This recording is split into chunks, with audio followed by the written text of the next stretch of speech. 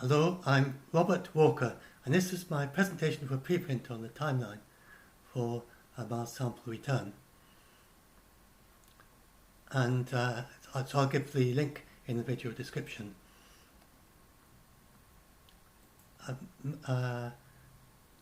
NASA's Mars sample return, Mars sample caching rover is already on its way to Mars, and it probably will be there by the time I submit this to the astrobiology journals. And you might think that there's plenty of time to return a sample to Earth, launching in 2020 and then return it by 2031. That's their plan. After all, it was less than 7 years from Kennedy's speech to the first return of a sample from the moon. However, that process is seen as an example of how not to do it. At the time, it was thought that there could be life. Sagan had a hypothesis for a brine layer below the surface of the moon which could have had life in it. And so the lunar dust was so fine it was suspended in the air of the capsule and smelled like gunpowder. And this is the second, during the descent, the first opportunity for this to get into the Earth's atmosphere was when they vented the capsule during the descent. And then the second opportunity was when they opened the door. The divers opened the door, and it was quite a rough sea, and bobbing around, and dust from the moon definitely got into the sea at that point. The third point at which the dust would have got into the sea is that they then swabbed the outside of the astronauts in a protection garment with a bleach solution, and that's divers and two divers and 3 astronauts in that small dinghy, and the divers trying to swab every surface of the astronaut. They only had a few seconds to swab each bit, and then they threw the swabs in the ocean. So that was the third point at which any hypothetical life from the moon would have got into the ocean. So this is an example of how not to do it. And we can be sure that there will be intense scrutiny of whatever NASA proposes, given this background of what happened in 1960s when, by the science of their day, this did not protect Earth. And Carl Sagan was very critical of what they did. So how was it possible back then for them to do this? And the answer is it was done under the very weak Outer Space Treaty, which has no legal obligations. And there was no legal scrutiny either. The whole thing was published on the day of launch to Apollo, their plans about how they're going to protect Earth. And by then, of course, they'd completely finished building the sample receiving facility for the lunar sample receiving facility. And they'd got all the design work, they designed the spacecraft, they knew exactly what they were going to do. There was no possibility for anyone to change it in the few days when Apollo when the Apollo astronauts were already on the moon, and of course had to be returned to Earth. And then it was actually, there was no legal challenge at the time, but for instance, the quarantine was done under the auspices of the Surgeon General because NASA don't have the authority to quarantine anyone, and that's not legally tested. It would just never happen like that today, although we don't have any more specific legal apparatus to protect Earth beyond the Outer Space Treaty for a Mars sample return.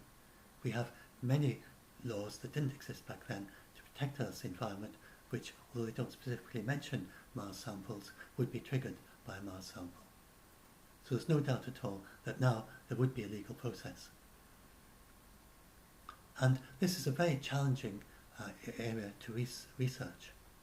So my background here is multidisciplinary, and what I found is that people are not talking to each other, not surprisingly, but they will do during the legal process.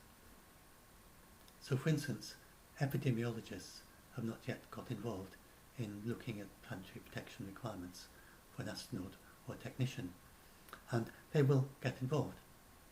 The technicians will need to be quarantined if there's a possibility that they get contaminated. This actually happened with the Apollo mission, where, for instance, for Apollo 12, then a whole group of technicians were contaminated and they all had to be quarantined because of a cut in one of the sample handling gloves. So the first thing an epidemiologist would ask is, what would you do to protect Earth from a Martian pathogen of a symptomless super spreader like Typhoid Mary? Typhoid Mary had no symptoms of typhoid throughout her life, and yet she passed it on to many other people, and some of them died.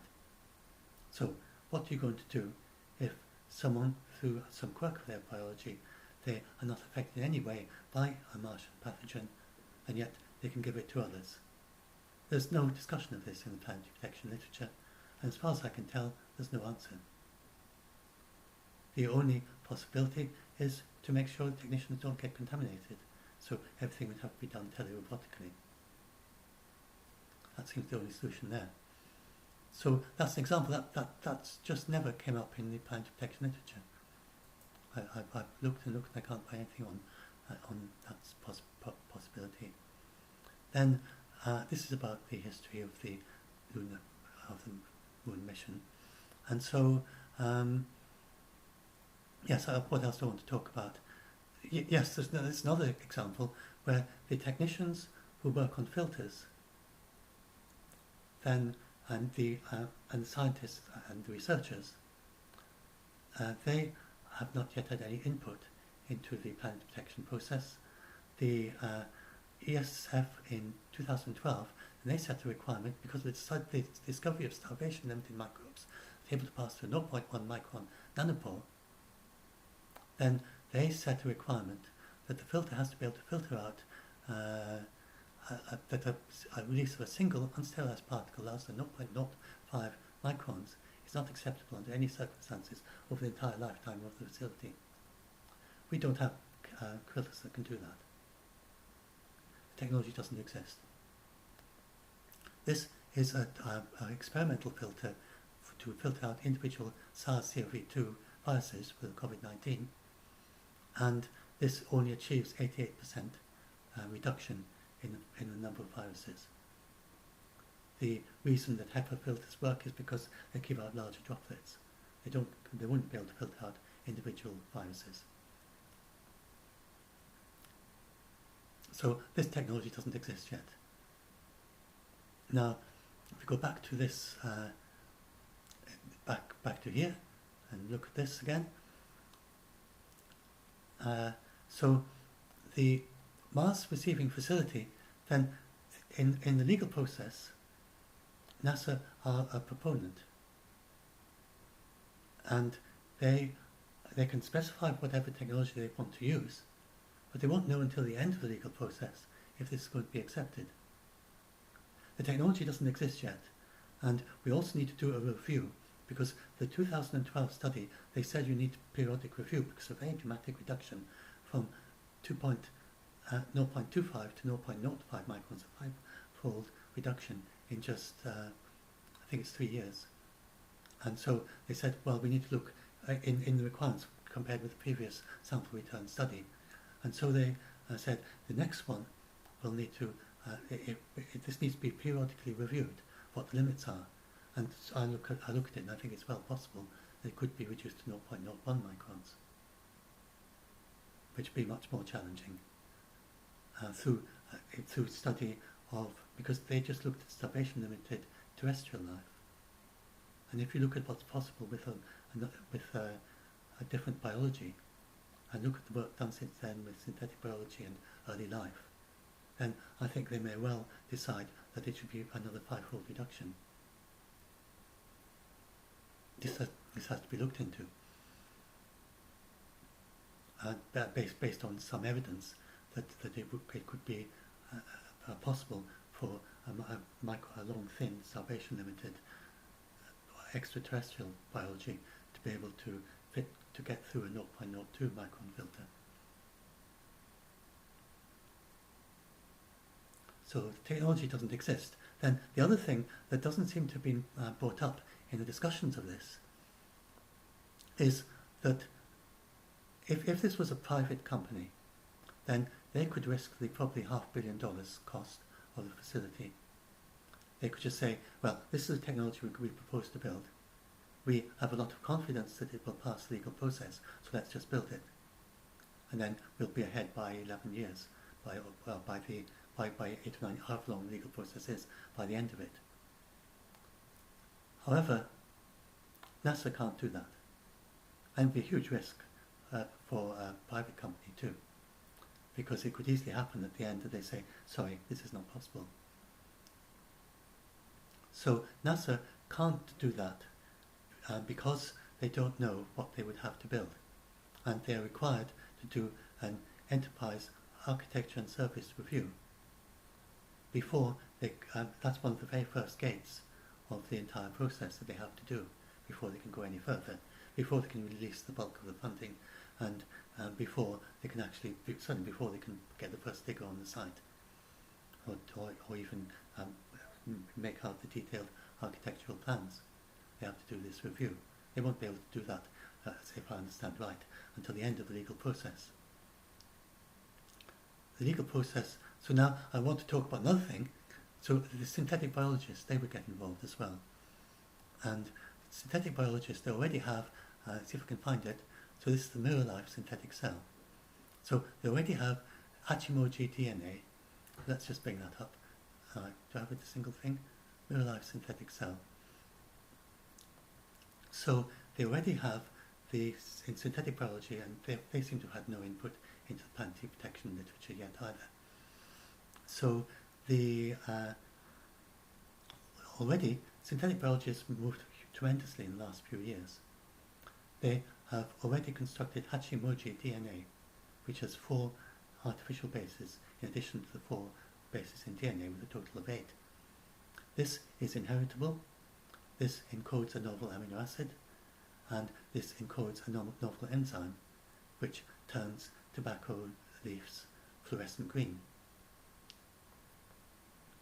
And so they, of course, have had great practical attention to the safety of this. You don't want Hachimoji DNA going wild in the environment, because we don't know what it would do to Earth's biosphere if suddenly we started having microbes with 8 bases instead of 4. And this becomes an even more significant issue if when you start this natural life that we could, you could make. We have the technology already with synthetic biology to make life that could survive in the wild with 8 bases. And so they take great care to make sure this can't happen. And then this is even more so with mirror life. So this is a huge challenge, to gradually flip everything in the cell to its mirror form. They can't make it from scratch. They have to make it by modifying an existing cell and gradually make everything able to flip both ways. And there's a big risk along the process that you end up with a microbe that could metabolize both forms of life. And then if they get to the end of that process, then they release this, and if this mirror life got out into the wild, then it could metabolize terrestrial life into mirror life. And there's very little by way of terrestrial life that's able to metabolize mirror life. So that's the risk. If it just retained some of its capabilities or was able to adapt back to be able to metabolize terrestrial organics, then it would gradually convert all the terrestrial organics into mirror life, into mirror organics. And there are a few microbes that can metabolize mirror life, mirror organics in the terrestrial biosphere, but they're very rare. And the outcome of that isn't pretty at all. Now, if there's mirror life on Mars, then we don't know why there isn't mirror life on Earth. We don't know why we don't have both chiralities. We don't know why we have both-handedness of life. So, if suppose Mars is both-handedness, ordinary life and mirror life, then the mirror life, of course, would metabolize the ordinary life organics. What's more, Mars has an inflow of organics all the time from space, and this has both chiralities and both-handedness. And so, again, if we return mirror life from Mars, we can expect it to be able to metabolize terrestrial organics. Then we can expect almost no terrestrial life would be able to metabolize mirror organics. So in this situation, the synthetic biologists say that our biosafety laboratory is not nearly safe enough. The 1 in a million chance of escape from a biosafety laboratory, they make it impossible. They will make it impossible for the mirror life to escape the laboratory by making sure it's dependent, as is Hachimoji DNA, on chemicals that they can only find in the laboratory and can't find in the wild. Actually built into it in some way, it's impossible for it to reproduce without these chemicals, and can't even evolve in such a way as to escape that dependence. Of course, we can't do that with life from Mars. So, with this background, it's possible that the outcome of the legal process is that the technology proposed by NASA, which would be likely to be just a biosafety laboratory with extra precautions and with better filters, and then we'll say this is not sufficient to contain mirror life. So we have to bear in mind that this is a possible outcome, and I argue that if Carl Sagan was still alive, very much as he would want the mission to go ahead, he would argue that we just can't take a small but appreciable risk with Earth's biosphere like this. So we have to bear in mind the outcome of the legal process could well be no mission. So that's the basic central thesis. So what do we do about this? And then first of all, I've got too much to explain in one video, but yeah. So the first possibility is that if we expect this to be life in the sample, then let's have a look at my thing here. I'm going too long. Then I suggest that we do this.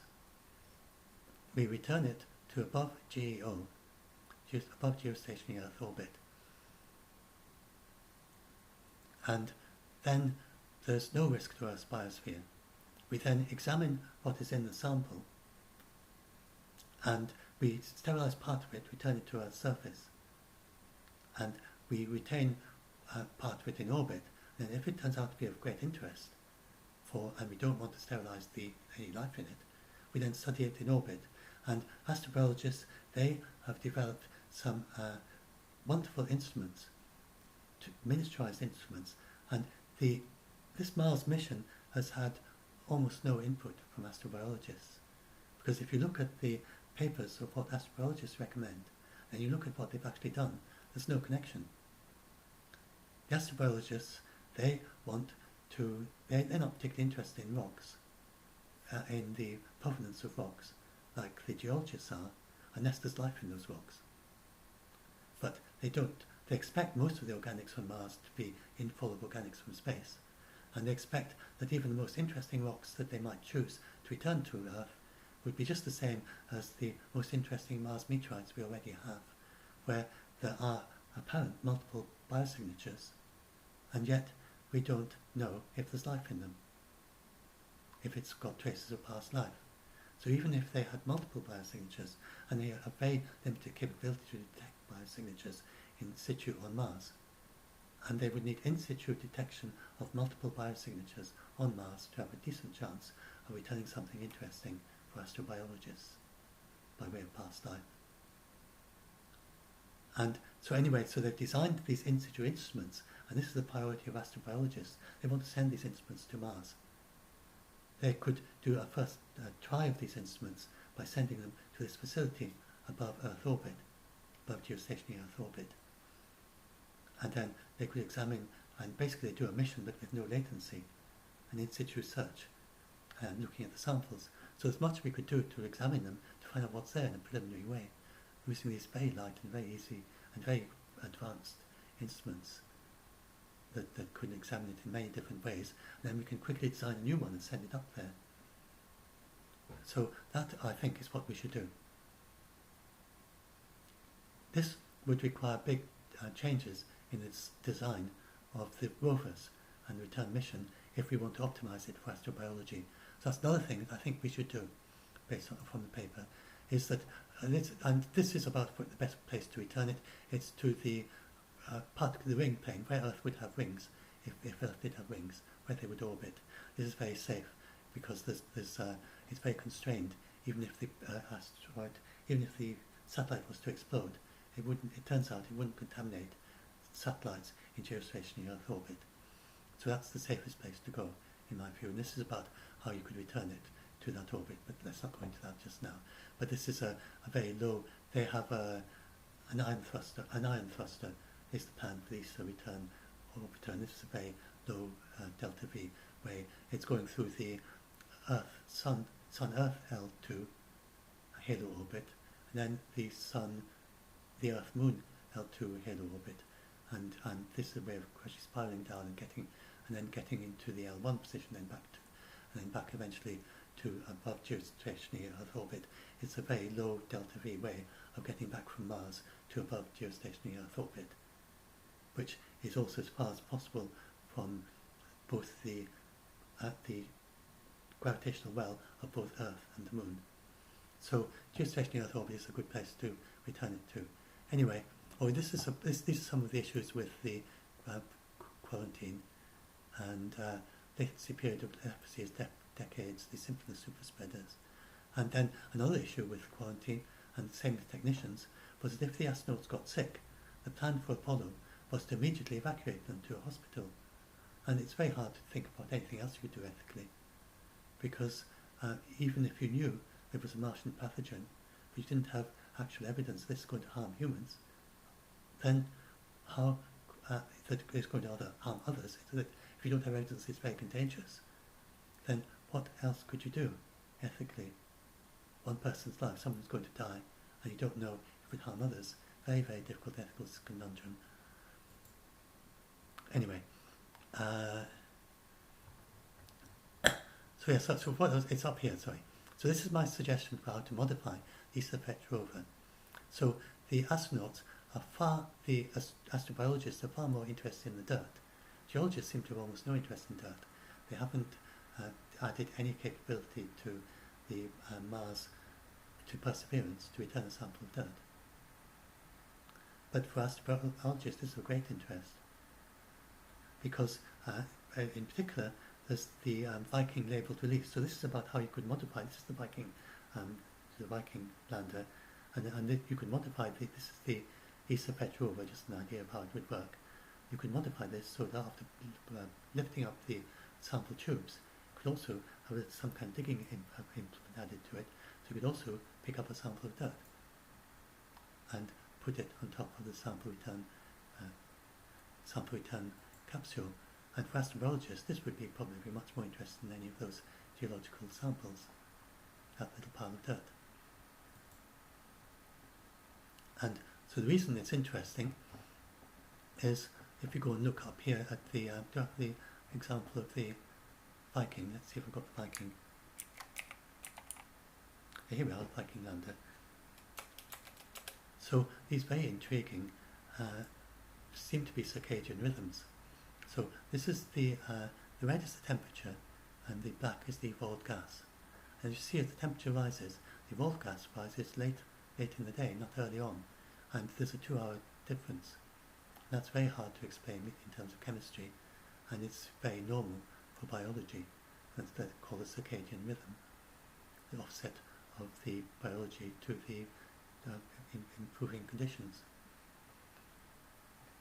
So that's amongst the strongest evidence that possibly Viking may have discovered life in the 1970s. Now, this is a discovery by Curiosity, that they found that indirect evidence of liquid at zero on the surface at night, and then this is sunrise, not sunset, and then below the surface, at 5 centimeters below the surface, as it warmed up. Now, it's far too cold for terrestrial life, for individual microbes.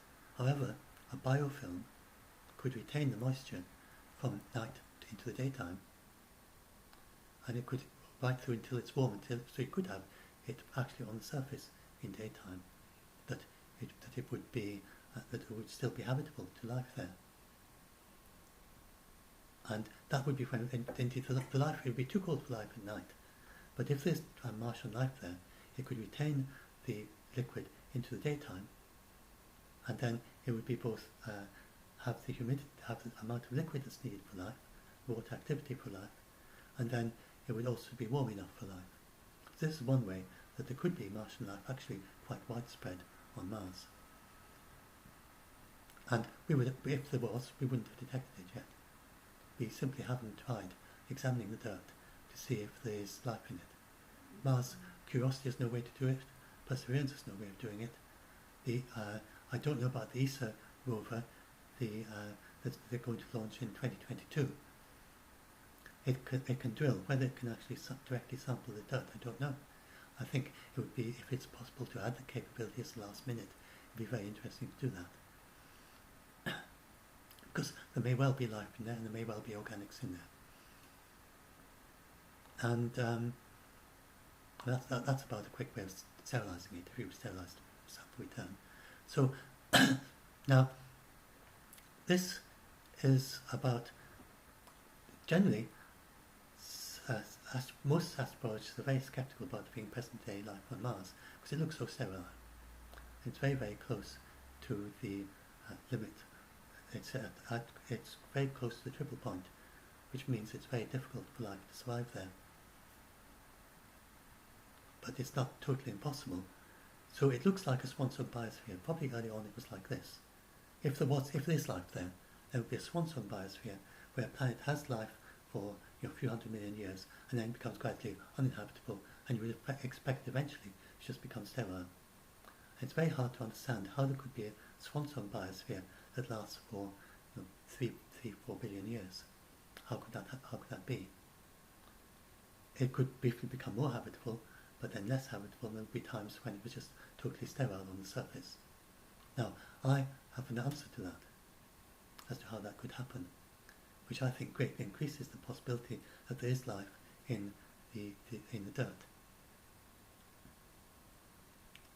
So my suggestion is a swan-song Gaia. Well, you see that in the title, the swan-song Gaia hypothesis.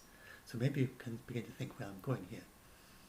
So the suggestion is that over a very wide range of CO2 emission scenarios for a Mars-like planet, that photosynthetic life would take the CO2 out of the atmosphere and quickly make it less habitable. So with Earth, then reducing the amount of CO2 in the atmosphere makes Earth more habitable up to a point. It's actually possible that Earth, if it was rather warmer than it is now, would have more biomass. So it's not necessarily actually optimal for biomass, but it is certainly very habitable with reducing the amount of CO2 in the atmosphere. Life may have reduced a little bit too much for optimizing biomass. Well, on the case of Mars, then the life would reduce it all the way down until there's almost no possibility of life, but it's just still barely habitable. And so it wouldn't be optimizing for life. It would be optimizing for lasting for a very long time, but it wouldn't be optimizing for biomass. And there's no reason why a Gaia should optimize for biomass. So if that's the situation, then on Mars, then the Gaia, for a very wide range of CO2 emission scenarios, even if there's enough CO2 there for without life, for Mars to be just covered in rivers and lakes and even seas, with a thick CO2 atmosphere, if there's been enough CO2 emitted over the billions of years to do that, and to keep it like that. But then the life, even on that scenario, would be able to move enough CO2 from the atmosphere to keep it barely habitable for billions of years. Now, this is not novel to me, the idea that photosynthesis would do this, but the literature on this only looks at abiotic photosynthesis. So all I've done is to take the A of the abiotic to look at biotic photosynthesis. And if that is possible, then that, I think, greatly increases the likelihood that there could be present-day life on Mars. And this is these variations in oxygen, the excess of oxygen in summer and deficit in winter, that Curiosity found, then if that is due to life, it would be actually quite a high amount of biomass. it would be more life on Mars per meter or whatever than there is in the Antarctic dry valleys in Antarctica. But that's not impossible, because the Antarctic dry valleys don't have this brine layer. And it could be that this brine layer across the surface of Mars over most of the equatorial region, and there could be other habitats we don't know about, could well be able to produce this level of oxygen. I had to look at the figures, and it seems not impossible if you look at similar habitats on Earth to what those brine layers might be. It seems not impossible. Of course, we don't have anything exactly like it, but it seems not impossible if it's so this could be abiotic completely. It could be biotic completely. I think that's not ruled out. It could be a mix of the two. And then there's also, and to suggest that this somewhat it forces the possibility of biotic explanation, that there's actually you get more oxygen when the atmosphere has less dust in it. And it's quite a weak correlation. You can see you get most oxygen. All example had very little dust, and the least oxygen has quite a lot of dust. And there's quite a strong correlation, although it's quite weak, but it is quite significant. There's anything like that high at this end.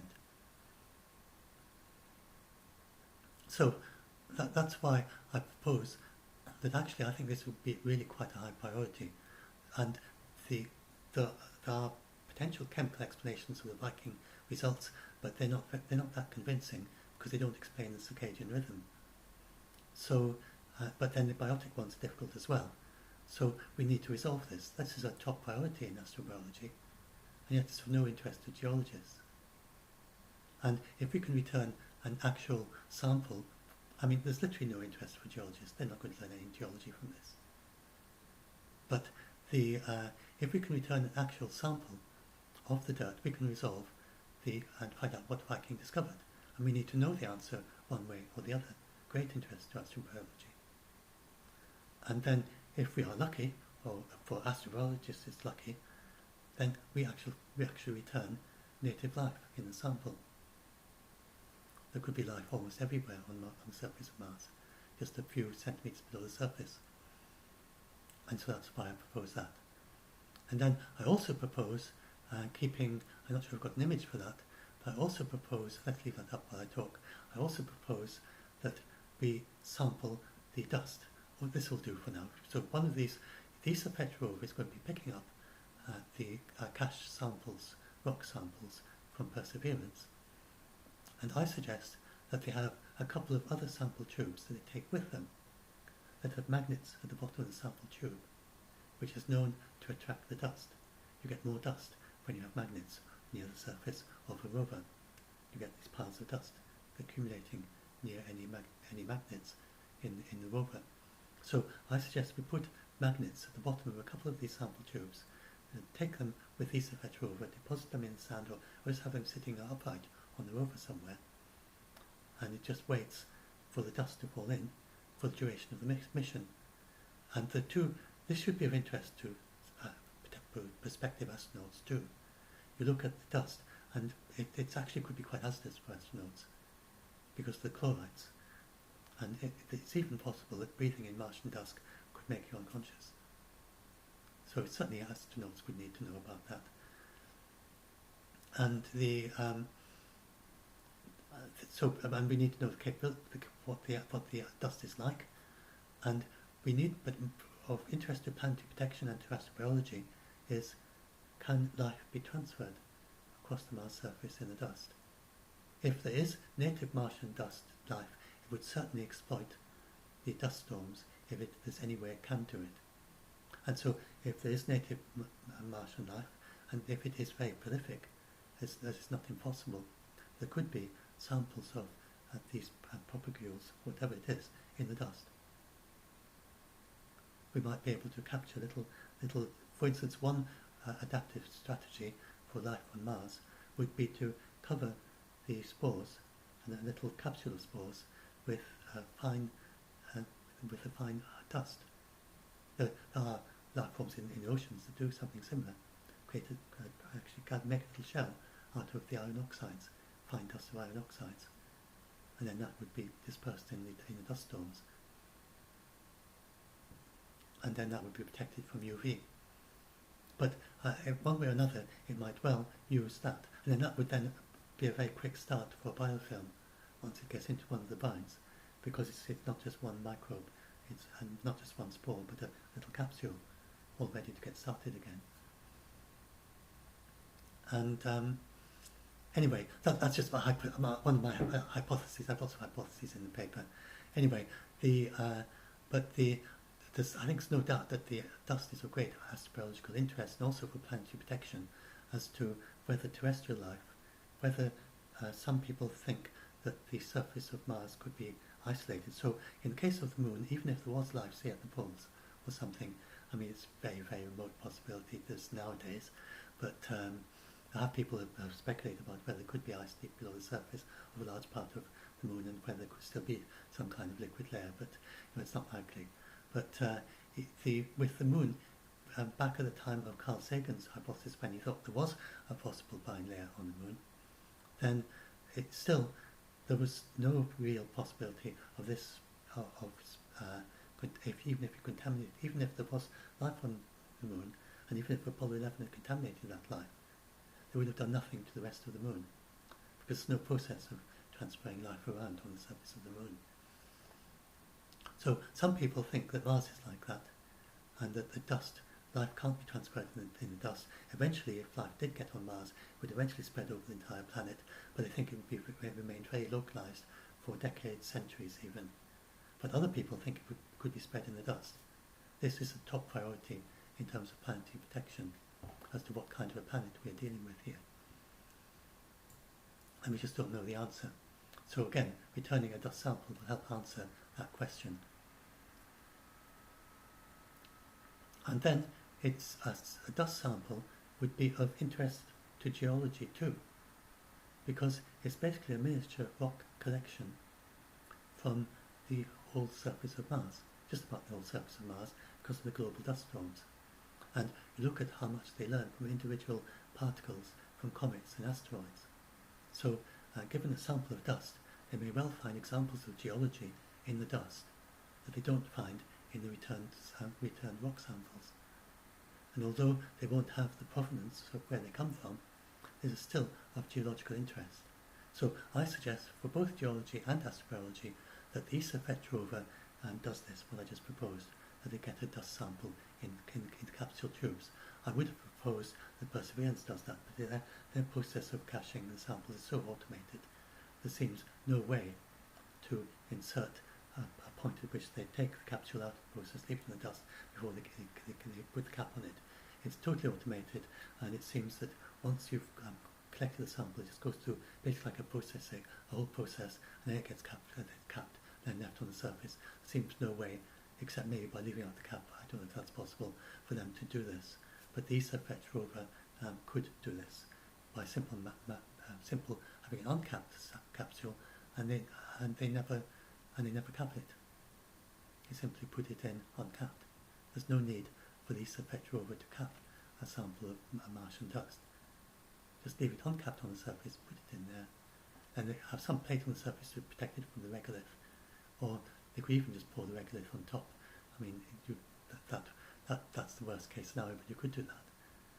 Given that all the rock samples are capped, and this one, it wouldn't be such a big deal.